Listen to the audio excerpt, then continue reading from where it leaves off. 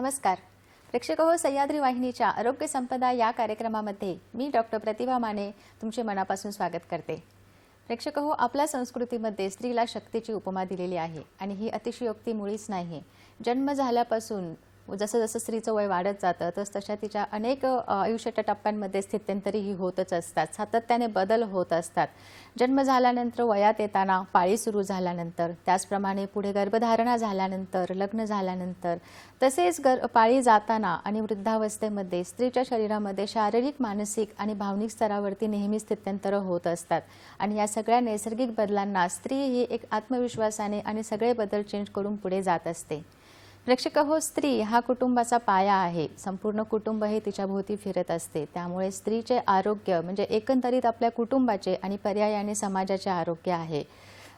हल्लीच्या धकाधकीच्या जीवनामध्ये, ताणतणावामध्ये कुटुंबाचा स्ट्रेस असतो, कुटुंबाच्या जबाबदाऱ्या असतात, त्याचप्रमाणे मानसिक आणि शारीरिक बदल होत असतात। त्यामुळे स्त्रीचे आरोग्य हे नेहमीच एक धोक्याची घंटा असते। त्यामुळे स्त्रीचे आरोग्य हे सगळ्यात महत्त्वाचे आहे।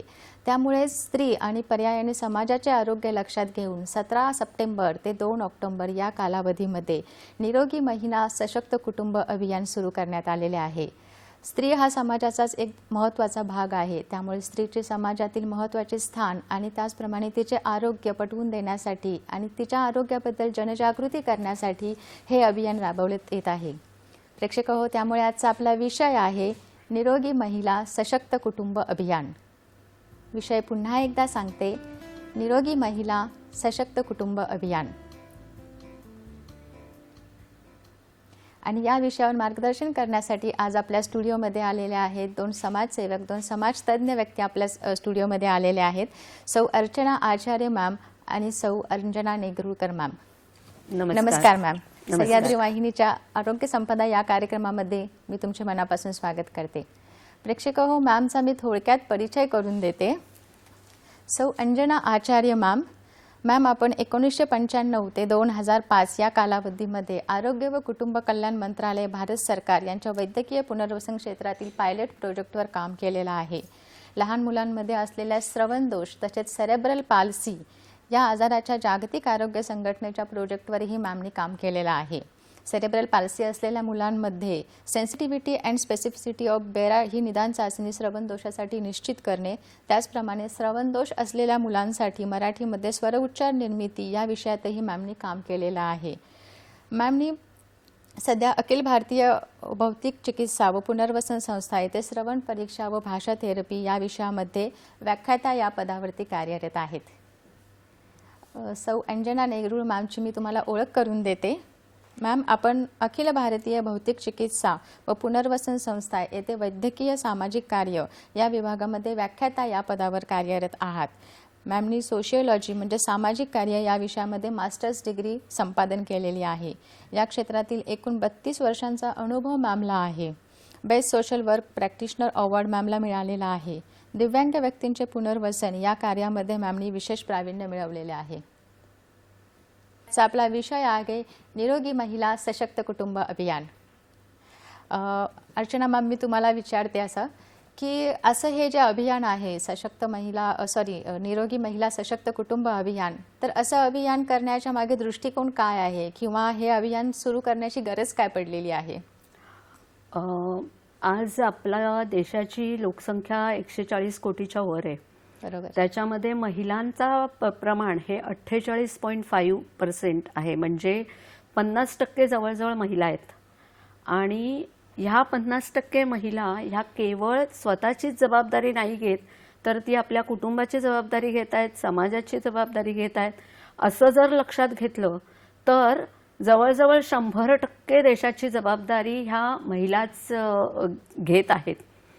आणि कुटुंब म्हटलं किंवा शारीरिक तिचं आरोग्य म्हटलं महिलेचं, तर आपल्याला असं दिसतं की स्वतः महिलाच या बाबतीत जागरूक कमी दिसते। म्हणजे आपण बघतो फॅमिलीमध्ये पण की स्त्री हे आपले आरोग्याकडे लक्ष देत नाही, ती कुटुंबाच्या आरोग्याकडे देते, मुलांच्या आरोग्याकडे देते। पण जेव्हा तिला कुठे काही करायची वेळ येते त्यावेळेला ती म्हणते नाही, आता ह्या महिन्यात हा खर्च आहे, मग मी पुढच्या महिन्यात टेस्टला जाते, किंवा इवन साध्या साध्या जेवणाची गोष्ट जर तुम्ही घेतली तरी सुद्धा ती सगळ्यात शेवटी जेवते. मग बरेचदा काय होतं की तिच्यासाठी उरलेलं जेवढं काही असतं तेवढंच ती खाऊन राहते. म्हणजे तिथे तिची पोषणही तिचं नीट होत नाही. म्हणजे तिने स्वतः जागरूक असणं हे मला अधोरेखित करायचंय. ती जागरूक झाली तर कुटुंब जागरूक होणार आहे, कुटुंब जागरूक झालं तर नक्कीच समाजही जागरूक होणार आहे, आणि मग ऑफकोर्स त्याच्यामुळे देशाचाही हे आलेख किंवा आरोग्य आलेख हा बदलणार आहे. तर ह्या सगळ्याचं इम्पॉर्टन्स हे आमच्या मिनिस्ट्री ऑफ हेल्थ, म्हणजे आमची जी स्वास्थ्य आणि परिवार कल्याण मंत्रालय जे आहे ते, आणि महिला आणि बाल आरोग्य मंत्रालय, ह्या दोघांच्या संयोगाने हे अभियान चालू करण्यात आलं. त्याचं सुरुवात ही माननीय आपले पंतप्रधान यांनी 17 सप्टेंबरला केलं, आणि 17 सप्टेंबर ते 2 ऑक्टोबर हा पिरियडमध्ये ही जागरूकता निर्माण व्हावी ह्याच्यासाठी सगळ्या लेवलला त्याचे कार्यक्रम राबवण्यात आले.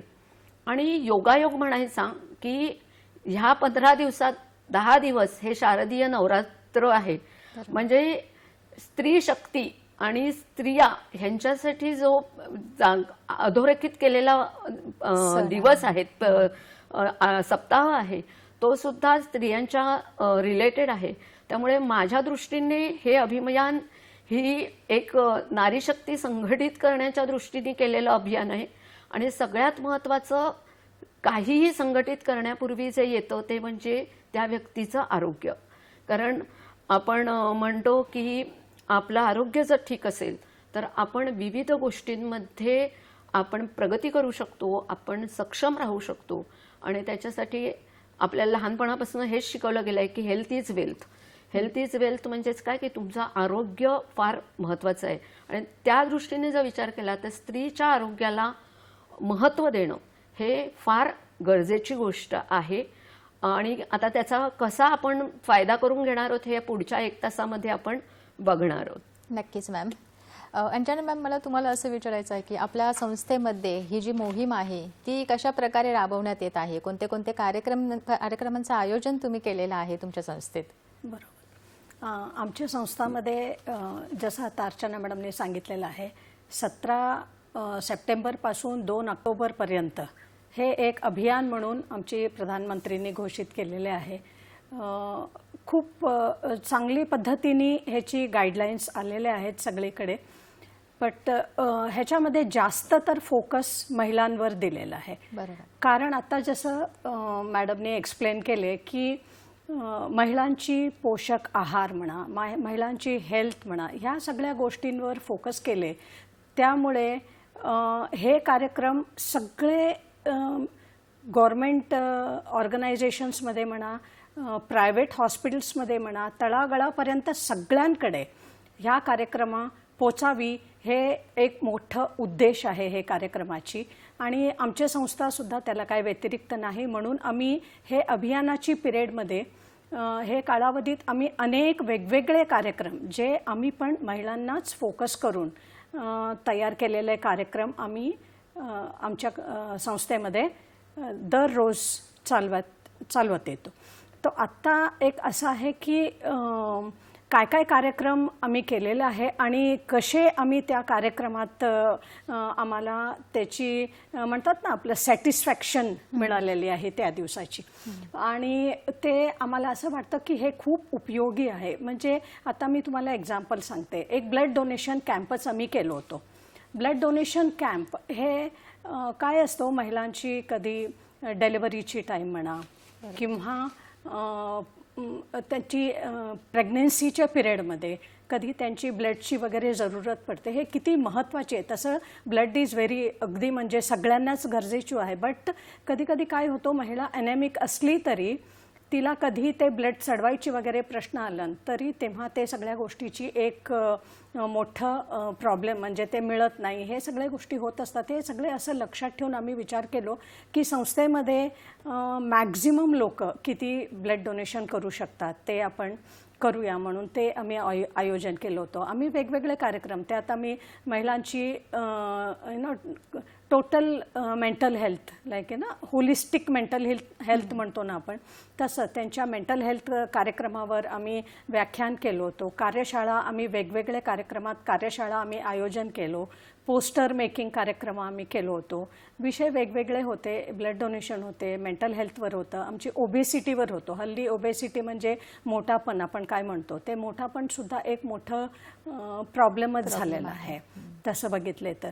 त्या सुद्धा कसे आपण ॲड्रेस करायचं, ते महिलांपर्यंत कसं पोचवायचं, हे आम्ही डेमॉन्स्ट्रेशन थ्रू त्याच्या टायमाला, म्हणजे मोठेपणाच कधी आमची वजन वाढत असतो किंवा आमचे वजन वाढायला कारण काय आहे, ते आपण कसं कंट्रोल करू शकतो. आणि त्या कंट्रोल करून का, म्हणजे वजन एक अशी गोष्ट आहे, एकदा जर आमची वजन वाढत सुटली महिलांची, तर त्याच्यासोबत अनेक वेगवेगळे शारीरिक प्रॉब्लेम्स चालू होतात. हे लक्षात ठेवून आरोग्यदृष्टीने आम्ही त्या एक टॉपिक त्याच्यात कव्हर केलेलं आहे. आणि जसं आता आमच्या मॅडम इथे आहेच अर्चना मॅडम, त्यांनी स्पीच अँड हिअरिंगवर अर्ली आयडेंटिफिकेशन त्या गोष्टीवर सुद्धा त्यांनी त्या दिवशी कसं महिलांनी, का म्हणजे घरात आई ही पहिली असते, आपल्या बाळाची चेंजेस काय काय बदलाव होते ते आयडेंटिफाय करणं आणि डॉक्टरपर्यंत किंवा घरचे लोकांपर्यंत किंवा जे संबंधित लोकांपर्यंत पोचवायला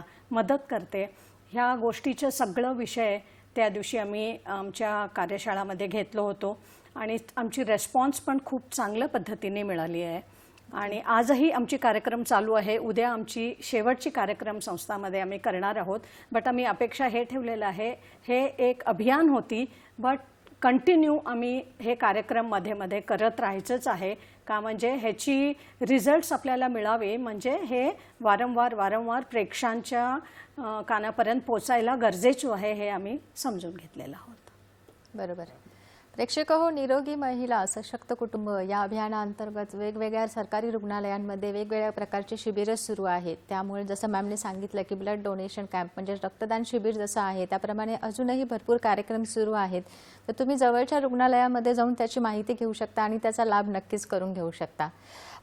अर्चना मॅम, महिलांचे आरोग्य हे सशक्त कुटुंबासाठी कसे काय महत्त्वाचे मानले जाते? कुटुंबाचा जो आधार स्तंभ म्हणतो आपण किंवा पाठीचा कणा म्हणतो, बरोबर, ती महिला असते. कारण आपण ही उक्ती अनेकदा ऐकली की घरामध्ये स्त्री नाही तर कुटुंबाला लया नाहीये, हे आपण सहज बोलून जातो. पण ह्याच्या मागचा अर्थ असा आहे की ती जी महिला असते ती नुसती आई नसते, ती पत्नी असते, कुणाची तरी बहीण असते, कुणाची तरी आत्या असते आणि नियतीने उपजतच तिला जिव्हाळा आणि प्रेम ह्या दोन गोष्टी बहाल केलेल्या आहेत. त्यामुळे कुणालाही काहीही तरी झालं तरी ती पहिली व्यक्त होते किंवा तिचा पहिला जीव तुटतो. आणि हे जर तुम्ही लक्षात घेतलं तर त्या महिलेचे आरोग्य, ती जर सशक्त असेल तर ती तसे निर्णय पण सशक्त घेऊ शकते. कारण स्वस्थ मनामध्ये स्वस्थ निर्णय येऊ शकतात.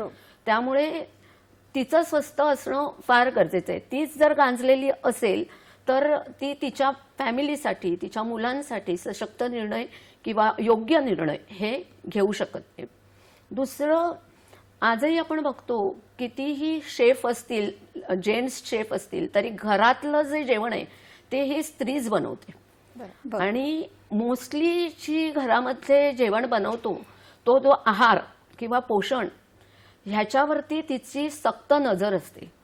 ती त्याच्यामध्ये आणि ते आरोग्याच्या दृष्टीने आहार हा सगळ्यात महत्त्वाची घटना आहे. म्हणजे तिच्यासाठी पण आहे आणि तिच्या कुटुंबासाठी पण आहे. योग्य आहार तिला जसा जसा घरातल्या लोकांना मिळत जाईल तसं कुटुंब सुदृढ राहणार आहे.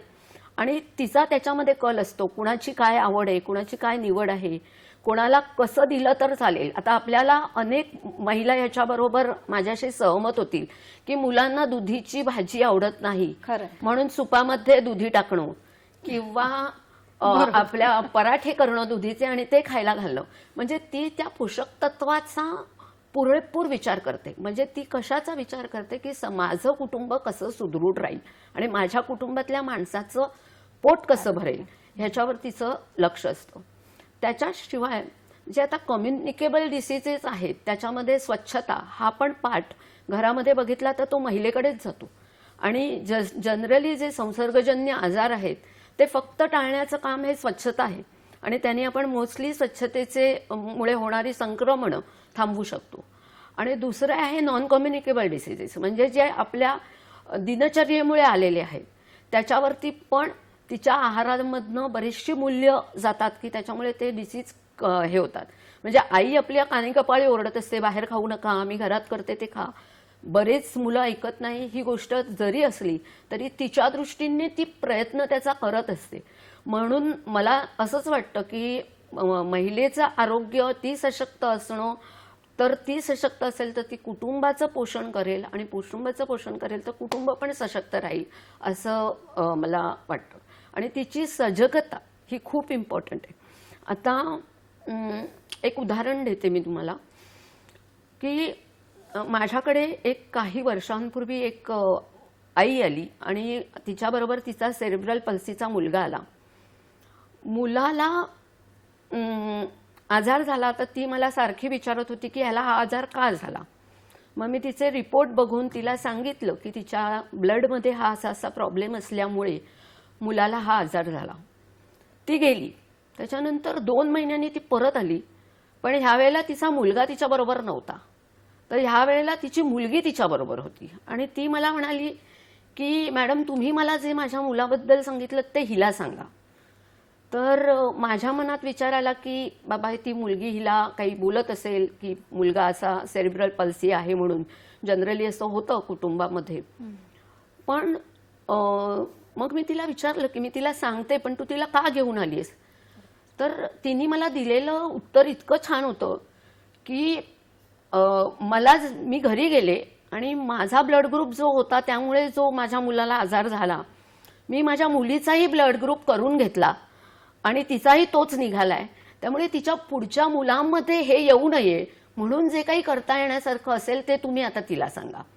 सो ही जी तिच्यामध्ये आलेली जागरूकता किंवा सजगता आहे ती केवळ एक आई जिचं मन निरोगी आहे, जी स्वस्थतेने विचार करू शकते, तिच्यामुळेच हे तिचं शक्य झालंय. नाहीतर तसं बघायला गेलं तर ती सजगताच तिच्या कामी आलेली आहे. म्हणजे त्यामुळे माझ्यासाठी सुद्धा अवेअरनेस किती महत्वाचं आहे हे मला तेव्हा कळलं की आपण कधीतरी वाटतो की ह्यांना कसं कळणार आहे हे सांगून, पण त्यांना सगळं कळतं.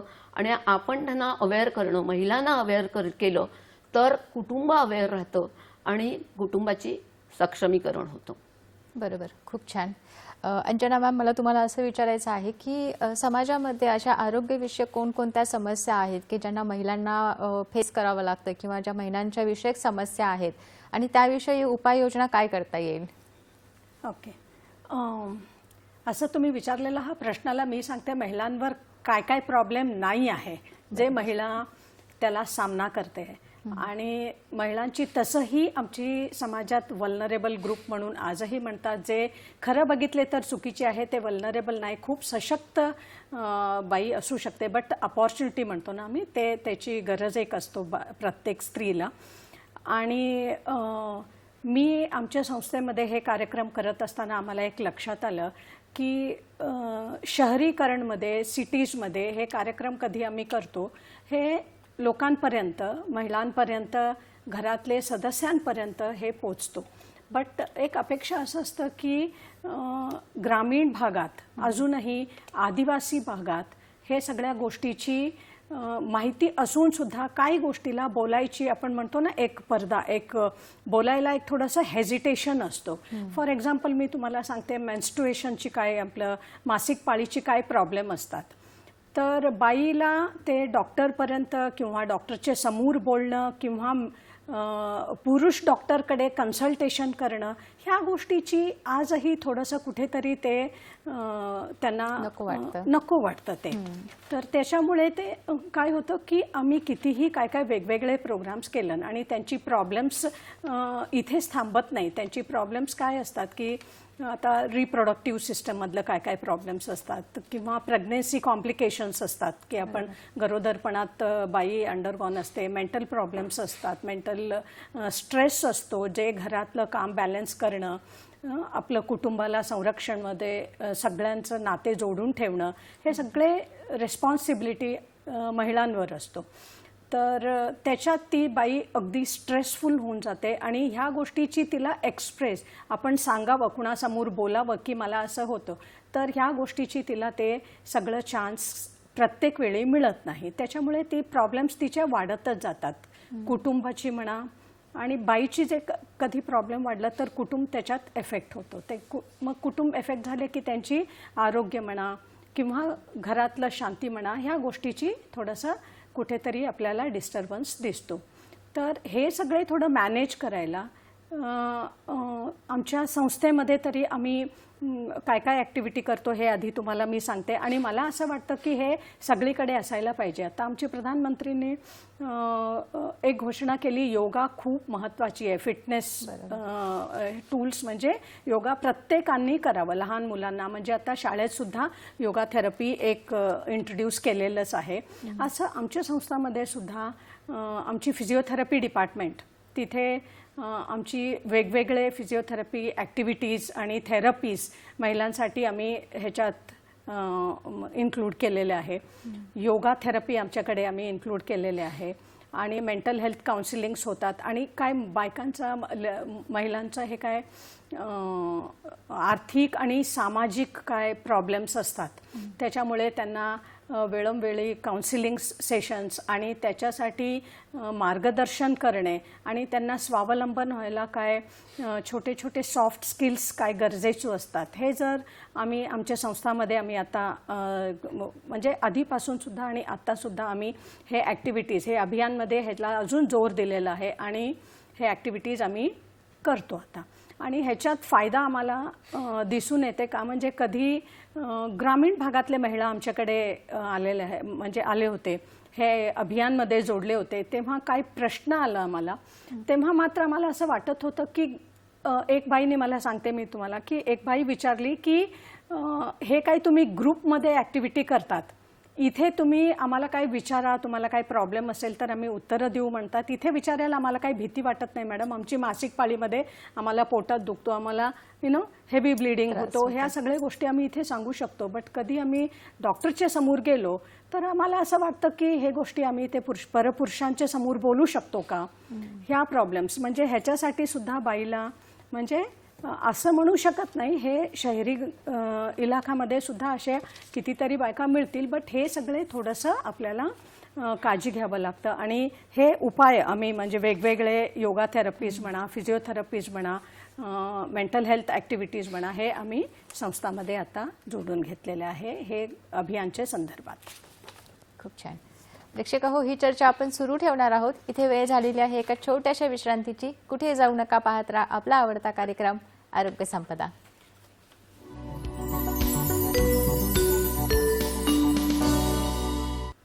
तर प्रेक्षक हो, ब्रेकनंतर तुमचं पुन्हा एकदा स्वागत आहे आरोग्य संपदा या कार्यक्रमामध्ये. आज आपण बोलत आहोत निरोगी महिला सशक्त कुटुंब अभियान या विषयावर, आणि या विषयावर मार्गदर्शन करत आहेत सौ अर्चना आचार्य मॅम आणि सौ अंजना नेगरुळ मॅम. ब्रेकला जाण्यापूर्वी आपण पाहिलं की महिलांचे सामाजिक प्रश्न काय असू शकतात किंवा या प्रश्नांवरती आपण कशा प्रकारे मार्ग काढू शकतो. पण ज्या वेळेला घराची किंवा कुटुंबाची गोष्ट येते त्यावेळेला स्त्रीचं हे जे काही बिहेवियर असतं किंवा जे वागणं असतं त्याचा प्रत्यक्ष कुटुंबावर आणि घरातल्या कुटुंबियांवर परिणाम होत असतो. तर मॅम, स्त्रीच्या शारीरिक आणि मानसिक आजारांचा तिच्या मुलांवर किंवा तिच्या कुटुंबातील इतर व्यक्तींवर कशा प्रकारे परिणाम होऊ शकतो? अर्चना मॅम. मानसिक आरोग्य हे सगळ्यात महत्त्वाचं आहे. म्हणजे शारीरिक जेवढं महत्त्वाचं आहे तेवढंच मानसिक आरोग्य हे महत्त्वाचं आहे. कारण किती मन जेवढं स्ट्रॉंग असेल तुमचं किंवा मन जेवढं तुमचं निरोगी असेल तेवढं कठीणातल्या कठीण परिस्थितीवर सुद्धा माणूस विजय मिळवू शकतो. तसंच अनेक महिलांनीही हे दाखवून दिलेलं आहे की जेव्हा त्या मनाने स्ट्रॉंग होत्या त्यावेळेला त्यांनी अनेक गोष्टी केलेल्या आहेत. उदाहरणच आपल्याला इतिहासात जाऊन द्यायची झाली तरी झाशीची राणी आहे, तिचं वय अवघं 23 होतं जेव्हा तिने एवढ्या मोठ्या लढाया जिंकल्या. त्या काही शारीरिक बळावर नाही पण मानसिक बळावरती तिने जिंकलेल्या आहेत. अहिल्याबाई होळकर यांचं उदाहरण घेतलं तर आज त्यांनी समाजोपयोगी एवढी कामं केलेली आहेत. कारण का तर त्यांचं मन सुदृढ होतं, त्या मनाने त्यांनी लोकांचे प्रश्न समजून घेतले आणि त्याच्यावरती त्यांनी अनेक उपाययोजना केलेल्या आहेत. आणि आता एक एकदा आपण जेव्हा त्यांचा इतिहास वाचतो तेव्हा आश्चर्यचकित होण्यासारखं होतं की आजच्या जीवनात सुद्धा त्या गोष्टी उपयुक्त वाटतात. म्हणजे त्यावेळेला त्या उपयुक्त असतीलच पण आजही त्या तेवढ्याच उपयुक्त वाटतात.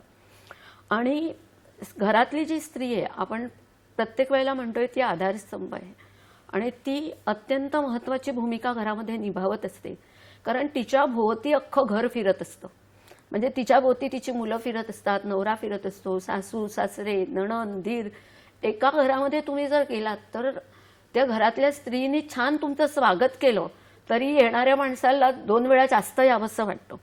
त्यामुळे तिच्या भोवती सगळे आणि ती जर मानसिकदृष्ट्या जर सुदृढ असेल आणि सक्षम असेल, येणारे कठीणातले कठीण प्रसंग ती पेलू शकत असेल तर त्या आनंदी एका स्त्रीमुळे कुटुंब सुखी होतं. त्याच्यानंतर ती योग्य निर्णय घेऊ शकते. आता आम्ही बघितलेलं आहे की आमच्या इन्स्टिट्यूटमध्ये जी मुलं येतात ती बरीचशी मुलं अपंग आहेत. त्याच्यामध्ये सेरिब्रल पल्सी आहे, ऑटिझम आहे, त्याच्यानंतर हिअरिंग इम्पेअरमेंट आहे. पण त्यांच्या मागे कोण उभं असतं तर त्यांची आई उभी राहते.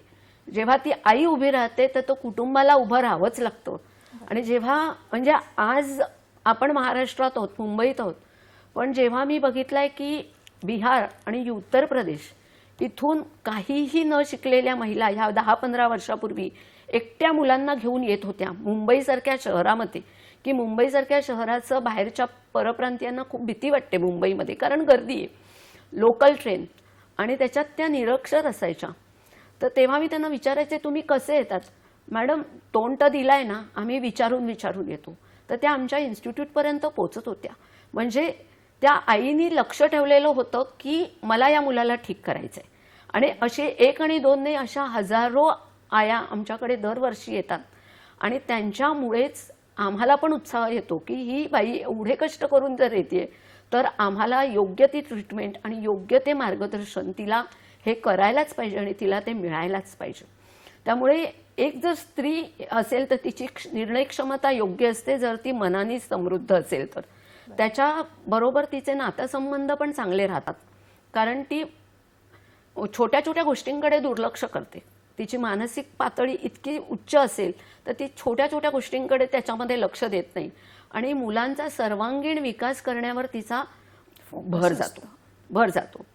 आणि त्याच्यानंतर त्यामुळे कुटुंबाला एक प्रकारचं स्थैर्य येतो. ही तिची झाली पॉझिटिव्ह बाजू. पण अशीच तिची निगेटिव्ह गोष्टी पण होऊ शकतात जर तिचं मन स्थिर नसेल तर त्याचा नातेसंबंधावरती परिणाम होतो, मुलांच्या विचारांवरती परिणाम होतो. जर ती मानसिकदृष्ट्या ठीक नसेल तर मुलं अभ्यासात पण आम्हाला पाठी पडताना दिसलेली आहेत. किंवा कित्येकदा हिअरिंग इम्पेअरमेंटमध्ये मी बघितलेलं आहे की जो हिअरिंग लॉस मुलाला होतो तो एक्सेप्ट करणं आईवडिलांसाठी खूप कठीण असतं. पण तो जर लॉस त्या आईनी लवकर एक्सेप्ट केला तर त्याचा फायदा मुलाला होतो. पण तिने जर तो एक्सेप्ट नाही केला तर मुलाची पूर्णतः प्रगती खुंटते. तो अशा स्त्रीच्या भूमिकेचा दोघांवरतीही परिणाम होतो. बरोबर. प्रेक्षक ही चर्चा आपण सुरू ठेवणारच आहोत. आपल्याला एक फोन येतोय अजिंक्य गोडे बदलापूरवरून. हॅलो. मला असं विचारायचं होतं की निरोगी महिला आणि पर्यावरण स्वच्छता यांचा काय संबंध आहे याविषयी काय सांगाल असं विचारायचं होतं. नक्कीच. धन्यवाद अजिंक्य सर. मॅम देऊ उत्तर द्या. हा, निरोगी महिला आणि पर्यावरण स्वच्छता हा खूप छान प्रश्न आहे तुमचा. मॅडमची आवडीची पण आणि माझ्या आवडीचा पण आहे. कारण पर्यावरणासाठी आपल्याला बऱ्याच गोष्टी करता येण्यासारख्या आहेत. जसं की काही गोष्टी जशा की आपण अनावश्यक प्लास्टिकचा वापर करतो आणि ते पर्यावरणाला घातक आहे हे प्रत्येक गोष्टीला माहिती आहे. पण घरातल्या बाईंनीच ठरवलं की नाही, जितकं कमी शक्य आहे तेवढं प्लास्टिक वापरायचं. तर आज एक साधी पिशवी घेऊन सुद्धा आपण कापडाची गेलो तर भाजी आणायला, तर आपल्या 30 प्लास्टिकच्या पिशव्या घरात येणाऱ्या वाचणार आहेत, कारण रोज आपण कमीत कमी एक तरी भाजी आणतो आणि ती प्लास्टिकच्या पिशवीतनंच घरी येते. त्याच्या व्यतिरिक्त ओला कचरा सुका कचरा वेगळा करणं, आणि ते नुसतंच पर्यावरणासाठी नाहीये, ते आपल्या स्वतःसाठी आहे. किंवा जी व्यक्ती कचरा उचलते तिच्यासाठी सुद्धा ते तेवढंच आवश्यक आहे, कारण तिने त्या BMC तुमचा ओला कचरा आणि सुका कचरा वेगळा घेते आणि आपण सगळा कचरा एकाच डब्यामध्ये डंप करतो. त्यामुळे त्या व्यक्तीला जी उचलते तिला तो वेगळा करावा लागतो. त्याच्या व्यतिरिक्त अनेक असे पर्याय आहेत की आपण प्लास्टिक जिथे टाळू शकतो, किंवा घरातली जी आपली स्वच्छता आहे ती सुद्धा जर महिलांनी त्याच्यामध्ये लक्ष घातलं तर घर स्वच्छ राहिलं तर पर्यावरण स्वच्छ राहील, आपोआप आपला कचरा कमी होईल आणि पर्यावरणाचा हे होईल. इवन साधं पाणी, आपण किती पाणी वेस्ट करतो, पण भाज्या धुतलेलं पाणी किंवा इतर साधे हात धुतलेलं पाणी एकत्रित करून ते झाडांना घालणं, ह्या सोप्या सोप्या गोष्टींनी सुद्धा पर्यावरणाचं संतुलन आपण राखू शकतो. सो अशा अनेकविध गोष्टींमध्ये महिला सुद्धा त्याच्यामध्ये सक्रियपणे काम करू शकतात. खूप छान. मग ज्या वेळेला महिलांच्या आरोग्याचा विचार येतो त्यावेळेला महिलांच्या आरोग्य सुधारणा आणि कुटुंब सशक्तीकरण यामध्ये महिलांच्या शिक्षणाची भूमिका किती असते? अंजना मॅम. शिक्षणाची भूमिका पुरुषांना म्हणा महिलांना म्हणा, प्रगतीसाठी शिक्षण हे हवंच, प्रश्नच नाही. आपण म्हणतो ना, शिकलेली मुलगी शिकली आणि प्रगती झाली, ही अगदी अक्षरशः खरं आहे. मुलगी शिकली आणि प्रगती झाली म्हणजे काय, मुलींना किंवा महिलांना शिक्षण मिळालं तर तिची आरोग्यामध्ये सुधार येतो, आणि तिच्या आरोग्यात सुधार येतो म्हणजे तिच्या घरातलं तिच्या कुटुंब मजबूत होतो. ह्याची कारण काय आहे, शिक्षणामुळे बाईला आरोग्याविषयी सगळं माहिती मिळतं, आणि ते माहिती म्हणजे आरोग्याची काय माहिती तिला मिळतं, आणि त्याची ती प्रोत्साहित होते की त्याची सेवा, आरोग्याची सेवा आपण आपल्यासाठी सुद्धा वापरावं. सगळ्यात महत्त्वाची म्हणजे महिला शिक्षणामुळे आर्थिक स्वातंत्र्य पण ती मिळवू शकते, आणि घरातलं सगळं नियोजनाला तिची मदत पण होतो त्याच्यात. आणि मुलांची वाढ करणं किंवा मुलांना शिक्षण देणं, त्यांची शाळेतलं किंवा त्यांची एज्युकेशनची वेगवेगळ्या स्तरावर. आता हल्ली आपण बघतो मोबाईलची काल आहे, मुलं कंटिन्युअस मोबाईल्समध्ये अडकून बसलेले असतात, किंवा त्यांची काय करतात त्या मोबाईलमध्ये ते. अगर अशिक्षित आई असेल तर तिचं एक असं असतं की मुलं काही थापा मारू शकतात आणि सांगतात की आपण नाही, मी याच्यात अभ्यासच करतो, हे करतो. ह्या सगळ्या गोष्टीची आईला, जर सुशिक्षित आई असेल, ती ह्या गोष्टीची कमी करणं किंवा मुलांना संतुलित आहार, जेवण म्हणा, बॅलन्स फूड आपण काय म्हणतो, ते वेळोवेळी ते किती शक्य आहे तेवढं त्यांना ते पोचवणं आणि त्यांची वाढ करणं, ह्या गोष्टीमध्ये सुद्धा तिची योगदान अगदी सिस्टमॅटिक, म्हणजे शिकलेली बाईला, एज्युकेटेड बाईला काय होतं, ह्या गोष्टीची अगदी सिस्टमॅटिक पद्धतीने ती घेऊन जाऊ शकते. आणि ह्याच्यात काय होतं की महिलांना एक आर्थिक स्वातंत्र्यामुळे जेंडर इक्वॅलिझम आपण म्हणतो की ते जेंडर इक्वॅलिझमसुद्धा तिला स्वतःला त्याची इक्वॅलिझम वाटतं, आणि ती प्रत्येक क्षेत्रामध्ये ती आज पुढे जाऊ शकते. त्याच्यात काय होतं की ते सोसायटीमध्ये तिला इक्वॅलिझम, आज काय आम्ही प्रॉब्लेम्स म्हणतो की ही बाई हे काम करू शकत नाही, पुरुष हे करू शकत नाही, हे तोंडी बोलून काही उपयोग नाही. शिकलेली महिला अगर एज्युकेटेड असेल किंवा सुशिक्षित असेल तर ते शिक्षण तिथे तिला काम येतो. हे सांगून मी म्हणते की महिलांना शिक्षण खूप महत्त्वाचीच आहे, आणि प्रत्येक महिलांना शिक्षण घ्यायला आपण प्रोत्साह करायलाच पाहिजे. बरोबर. ज्या वेळेला स्त्रीच्या आरोग्याचा विचार केला जातो त्यावेळेला सगळ्यात पहिली पायरी असते ती म्हणजे तिची वयामध्ये येताना सुरू होणारी पाळी. परंतु बऱ्याचशा मुलींना पाळी हा एक नको असणारा विषय वाटतो. तर अर्चना मॅम, मला तुम्हाला असं विचारायचं आहे की पाळीच्या वेळेला मुलींनी कशी काळजी घेणं आवश्यक आहे, स्वच्छतेचं महत्त्व काय आहे, त्याचप्रमाणे प्रजनन संस्थेचं आरोग्य म्हणजे सेक्स एज्युकेशन आपण म्हणू शकतो त्याला, याबद्दल आपण काय सांगाल? ॲक्च्युली हा जो विषय आहे ह्याच्यामध्ये समजापेक्षा गैरसमज जास्त आहेत. बरोबर. की गैरसमज असे म्हणायचं कारण म्हणजे की ह्या विषयाबद्दल आपल्या समाजामध्ये ओपनली आपण चर्चा करत नाही. म्हणजे कित्येकदा मला वाटतं आई आणि मुलगी सुद्धा एकमेकींशी या विषयावरती चर्चा करत नाही. बरोबर. ह्याचा सगळ्यात तोटा हा त्या मुलीला होत असतो कारण तिचं वयच लहान आहे. आता पाळी येण्याचं जे वय आहे ते पूर्वी एक 14-15व्या वर्षी पाळी येत होती.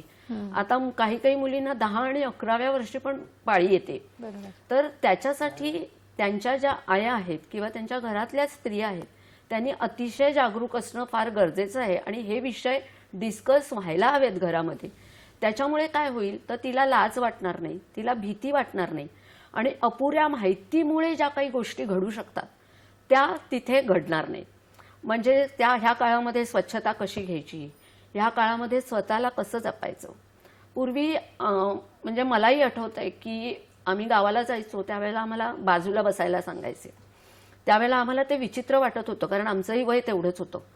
पण आज जेव्हा मी त्याच्याकडे एक वेगळ्या नजरेने बघते त्यावेळेला माझ्या लक्षात येतं की ह्या पिरियडमध्ये स्त्रीने जास्त कष्ट करू नये ही त्याच्यामागची भावना असावी आणि म्हणून ती पद्धत सुरू झालेली असावी. तर आता आपल्याला ते सगळं करणं शक्य नाहीये पण त्या पिरियडमध्ये शक्यतो बायकांनी कष्टाची कामं जर टाळता येण्यासारखी असतील तर ती जरूर टाळावीत आणि आपल्या स्वतःच्या स्वच्छतेकडे जास्तीत जास्त लक्ष द्यावं. तसंच सेक्स एज्युकेशन जे आपण म्हणतो ते शाळांमध्ये खूप पूर्वीपासून दिलं जात आहे. कारण मलाही आठवतं आहे आमच्या शाळांमध्ये म्हणजे साधारण 84 साली पण ह्या गोष्टींचा हे केलेला होता, प्रयत्न केलेला होता. पण ती मुलींची शाळा होती त्यामुळे ते अतिशय चांगल्या पद्धतीने तो प्रयत्न झालेला होता. पण ह्या एज्युकेशनची पण गरज आहे कारण हे जर एज्युकेशन मुलीला असेल तर तिच्या शरीरावरती वेगवेगळे परिणाम होणार नाही. बरं आपली पाळी वेगळेच येते का? कारण आता सगळ्यात मोठा जो प्रश्न बऱ्याचशा मुलींना असतो ते म्हणजे आपली पीसीओडी हा एक जवळजवळ मी आता हल्ली बघते तर 10तल्या 4 मुली तरी ह्याच्याबद्दल बोलतात.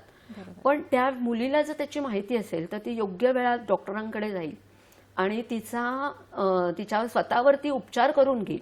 त्यामुळे तिचे भविष्यात होणारे तिला जे तोटे आहेत त्याच्यावरती किशोर वयातच तिच्यावरती ट्रीटमेंट घेतली जाईल. त्यामुळे मला वाटतं हा विषय जास्तीत जास्त घरामध्ये, शाळांमध्ये, समाजामध्ये डिस्कस व्हायला हवा आणि त्याच्यासाठी अवेअरनेस प्रोग्रॅम केला गेला पाहिजे. तसंच पुरुषांची सुद्धा ही रिस्पॉन्सिबिलिटी आहे की ह्या 3 ते 4 दिवसामध्ये त्या स्त्रीला जास्तीत जास्त आराम कसा मिळेल ह्याच्यावरती किंवा तिला कसा आनंदी या पिरियडमध्ये ठेवता येईल. कारण कधी कधी त्या हार्मोनलचा परिणाम म्हणून सुद्धा ती दुःखी होते. तर त्याच्यावरती पुरुषांनी पण लक्ष दिलं पाहिजे. त्याचबरोबर जे काही काही मुलींना वाटतं म्हणजे हा बरेचदा की अजून मला म्हणजे आता 48 झाले मी अजून मला पिरियड येतोय. पण हे लक्षात घ्या तो येणारा पिरियड ही तुमच्यासाठी सुदृढता आहे कारण त्याच्यामुळे तुमचा हार्मोनल बॅलन्स होतोय आणि तुम्ही अनेक आजारांपासून तुम्हाला निसर्गतः कवच मिळालेलं आहे. हे जर तुम्ही लक्षात घेतलं तर तुम्ही त्याचं उत्साहाने स्वागत करा. ही होणारी गोष्ट ही निसर्गतः मिळालेली आहे आणि ती आपल्या भल्यासाठीच आहे हे आपल्याला लवकरात लवकर मुलींना समजून दिलं पाहिजे आणि घरातल्या आणि समाजातल्या प्रत्येक व्यक्तीने त्याच्याकडे पॉझिटिव्हली बघितलं पाहिजे. अगदीच. प्रेक्षक हो, ही चर्चा आपण सुरू ठेवणार आहोत. इथे वेळ झालेली आहे एका छोट्याशा विश्रांतीची. कुठे जाऊ नका, पाहत राहा आपला आवडता कार्यक्रम आरोग्य संपदा.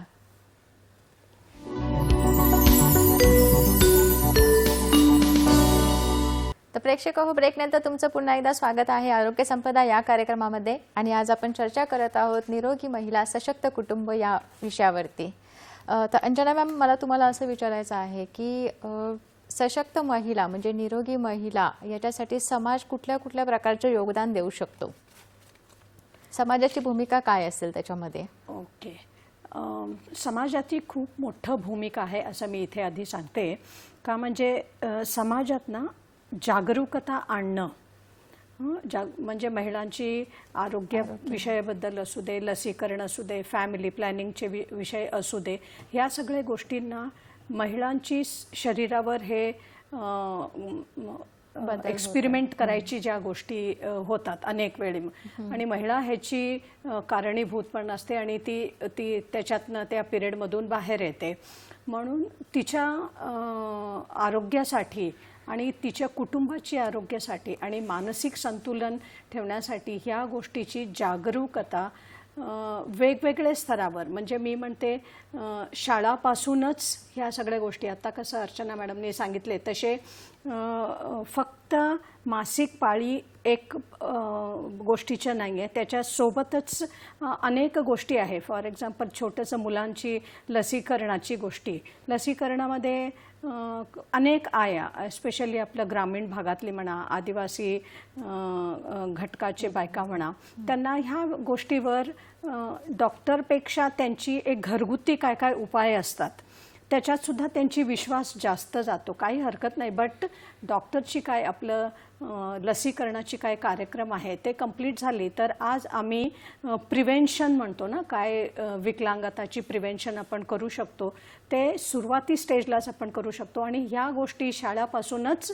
मुलींना किंवा किशोरींना समजवून देणं आणि म्हणजे वर्गात शाळेत सगळे मुलांना समजवून देणं हे आणि त्याची मार्गदर्शन करणं खूप महत्त्वाचे आहे. आणि तसंच मी म्हणते की महिलांना आरोग्यसेवाची वेळोवेळी त्याची उपलब्ध करून देणे म्हणजे काय की शहरी भागात आम्हाला काही प्रॉब्लेम झाला तरी आपलं जवळपास हॉस्पिटल म्हणा किंवा डॉक्टर म्हणा ते हे उपलब्ध असतो. बट ग्रामीण भागात आजही ह्या गोष्टीची व्यवस्था आहे, बट किती ते त्यांच्यापर्यंत तो पोचतो हा एक मोठा प्रश्न आहे. म्हणून आदिवासीमध्ये म्हणा किंवा ग्रामीण भागातले जनतेंना म्हणा की हे आरोग्य सुविधा वेळोवेळी, म्हणजे कसं काय म्हणतो आपण, मोबाईल व्हॅन्स असतात, मेडिकल मोबाईल व्हॅन्स असतात त्या म्हणा, किंवा प्राथमिक आरोग्य केंद्र म्हणा. फक्त ते बोर्ड असून ताळा असून काही उपयोग नाही, ते खुलं असायला पाहिजे. तिकडे स्टाफ आणि कधी आपले गावातले बायका तिथे पोचलं तरी त्याची सुविधा त्यांना उपलब्ध असायला पाहिजे. ह्या गोष्टीची आपण थोडंसं जास्त जोर देऊन काम करायची अजून गरजेची आहे. आणि मी म्हणते की अजून ह्याच्यात पोषण आहार, जसं आमचं आता सोसायटीमध्ये वेगवेगळे कार्यक्रम कसे आम्ही आता नियोजन केलेले आहेत, त्याच्यातच आमचं एक प्रोग्राम असा आहे की मिड डे मील, जे दुपारची जेवण आम्ही शाळात मुलांना देतो. तर ते मिड डे मीलमध्ये किती पोषण अंश असायला पाहिजे त्याची थोडंसं जास्त लक्ष देणं. आणि असे गरोदर बायांना आणि ब्रेस्ट फीडिंग बायका त्यांना हे सगळं पोषकांश असलेलं किंवा प्रोटीनयुक्त हे धान्य वगैरे थोडं सप्लाय करणं, ह्या सगळ्या गोष्टींच्या सुद्धा पौष्टिक धान्याची वाटपच्या गोष्टींच्याकडे सुद्धा आपण अजून जोर द्यायला गरजेची आहे असं मला वाटते. मुलींच्या शिक्षणामध्ये आता बऱ्याच अवेअरनेस आलेला आहे, नाही असं नाही, बट मुलींच्या शिक्षणात अजूनही जोर देऊन मुलींना चान्स द्यायला पाहिजे. म्हणजे छोटे गावात कसे मुलींना लेबर कामासाठी म्हणा किंवा छोटे छोटे घरातलं 3-4 बाकी छोटे मुलांना आपण आता जनरली बघत असतो. आपल्या शहरी विभागमध्ये सुद्धा रोडवरचे मुलं वगैरे काय की ते छोटे भावंडांना छोटे त्यांची भाऊ बहिणींना सांभाळायची कामं मोठी बहीण करत असते. इथे काय होतं की तिची एज्युकेशन शिक्षणापासून ती वंचित होते. अशा गोष्टीकडे आपण अजून जोर देऊन काम करायची गरजेची आहे ही असं मी इथे सांगते. खूप छान. अर्चना मॅम, आर्थिकदृष्ट्या जर स्त्री सशक्त असेल तर त्याचा समाजासाठी आणि समाजातील अर्थव्यवस्थेसाठी कसा फायदा होऊ शकतो? स्त्री शिक्षित झाली आणि पुढे स्त्रीला आर्थिकदृष्ट्या ती सक्षम झाली. बरोबर. तर आर्थिकदृष्ट्या सक्षम होणं हे आज प्रत्येकाला गरजेचं आहे आणि स्त्रियांना तर आहेच आहे.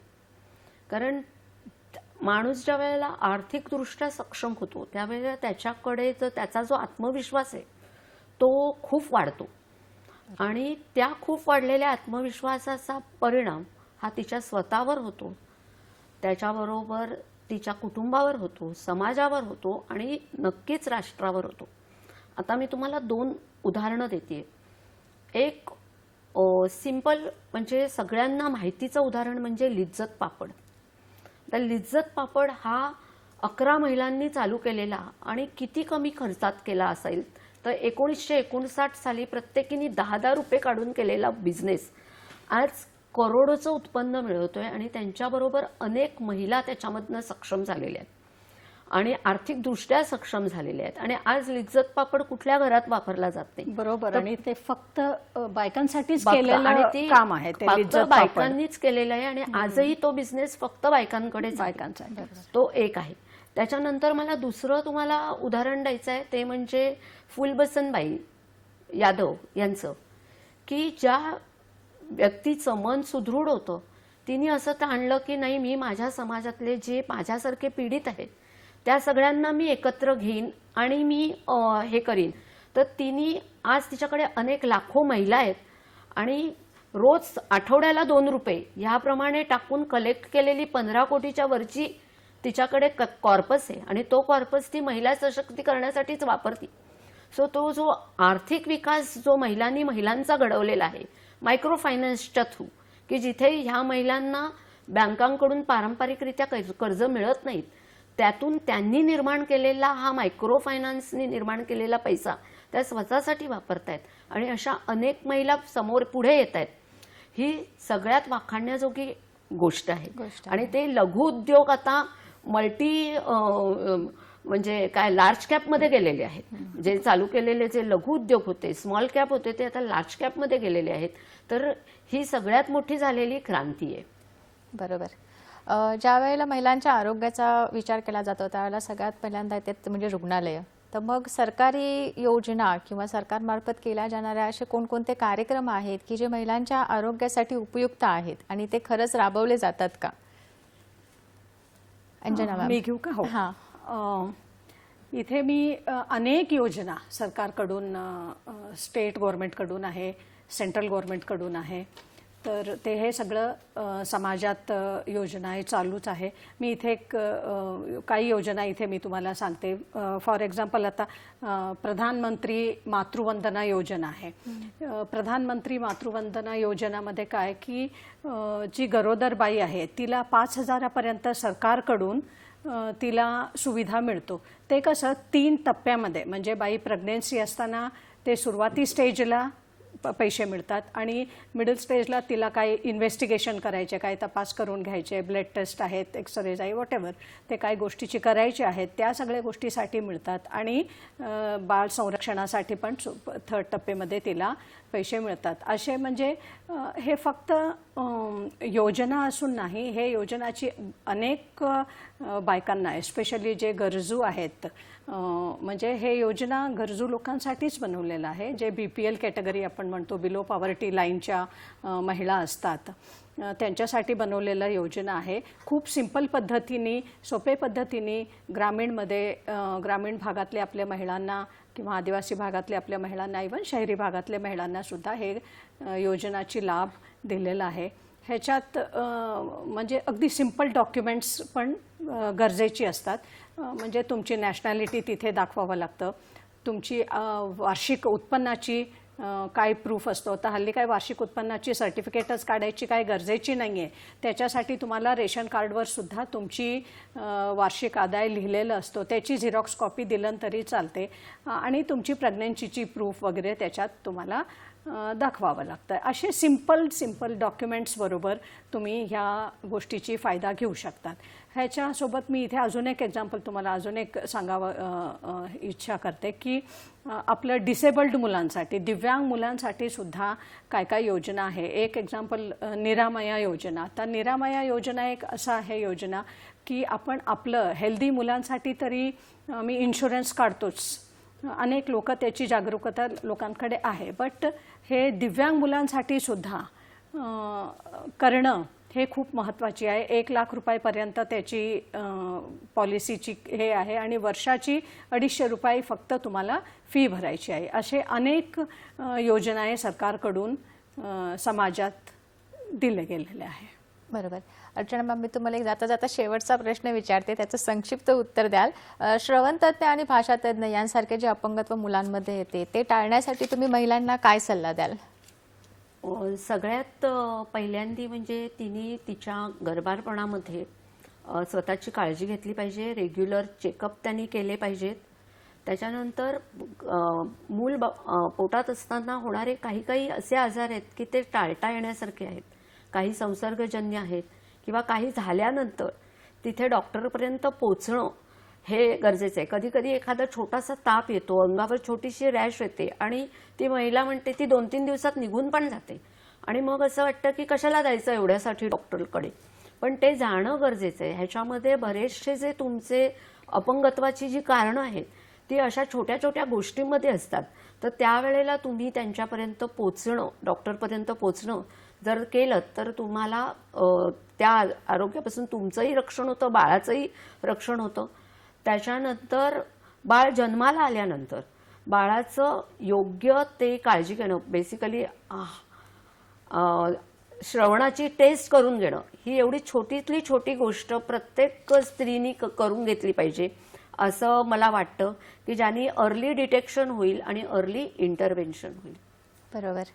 प्रेक्षक हो, विषय खूप मोठा आहे पण वेळेअभावी आपल्याला थांबावं लागत आहे. अंजना मॅम, अर्चना मॅम, आपण इथे आलात आणि आम्हाला खूप चांगल्या पद्धतीने मार्गदर्शन केलं, त्याबद्दल मी सह्याद्री वाहिनीच्या वतीने आणि प्रेक्षकांच्या वतीने तुमचे मनापासून आभार मानते. धन्यवाद. नमस्कार. प्रेक्षक हो, आरोग्य संपदा हा एक आरोग्यविषयक कार्यक्रम आहे आणि या कार्यक्रमामध्ये प्रत्येक बुधवारी आपण नवीन तज्ज्ञांना भेटत असतो आणि नवीन विषयावर आपण चर्चा करत असतो. तेव्हा पुन्हा भेटू या पुढच्या बुधवारी एका नवीन विषयावर एका नवीन तज्ज्ञासोबत. तोपर्यंत आपल्या आरोग्याची काळजी घ्या. धन्यवाद.